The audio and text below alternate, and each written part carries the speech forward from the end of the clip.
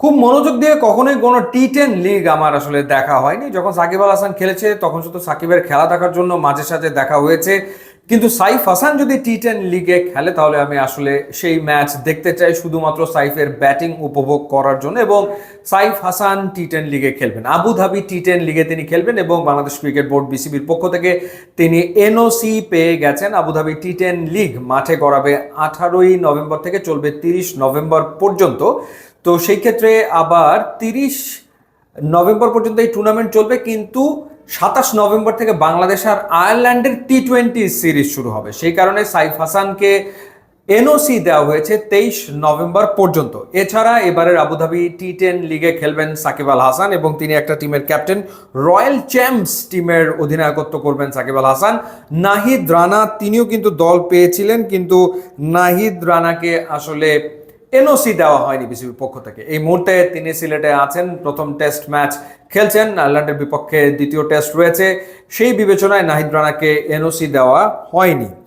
আর সাইফ হাসানকে দলভুক্ত করেছে স্পিন স্ট্যালিয়ন্স নামের একটা টিম। এখন দেখার ব্যাপার হচ্ছে যে কারা রয়েছেন সাইফ হাসানের টিমে।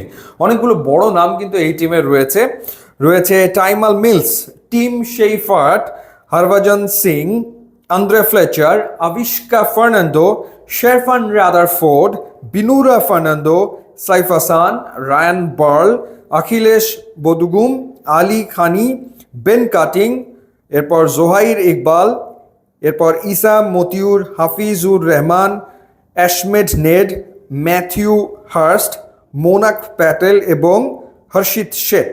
সো সেই ক্ষেত্রে বড় নামের কথা বলছিলাম যে টিম শেইফার্ট রয়েছে, শেরফান রাদারফোর্ড রয়েছে, তাদের সাথে খেলবেন সাইফ হাসান। সো ইন্টারেস্টিং হবে ডেফিনেটলি। আর দেখা যাক, যদি সাকিবের দলের সাথে সাইফ হাসানের দলের দেখা হয় তাহলে তো দুজন মুখোমুখি হয়ে যাচ্ছেন, দুই বাংলাদেশি ক্রিকেটার আবুধাবি টি10 লিগে। তো যেহেতু এরপরেই সাইফ হাসান আবার টি20 খেলবেন আয়ারল্যান্ডের এগেনস্টে, সেই ক্ষেত্রে এই টুর্নামেন্ট খেললে তিনি খেলার ভেতরে থেকে আয়ারল্যান্ডের বিপক্ষে টি20 সিরিজে খেলবেন। যদিও এই ধরনের টুর্নামেন্টগুলোতে খেলতে গেলে খুবই সতর্ক থাকতে হয়, কারণ এই ধরনের টুর্নামেন্টগুলোতে স্পেশালি এই ধরনের টি10 লিগে নানা রকমের কিন্তু প্রলোভন থাকে।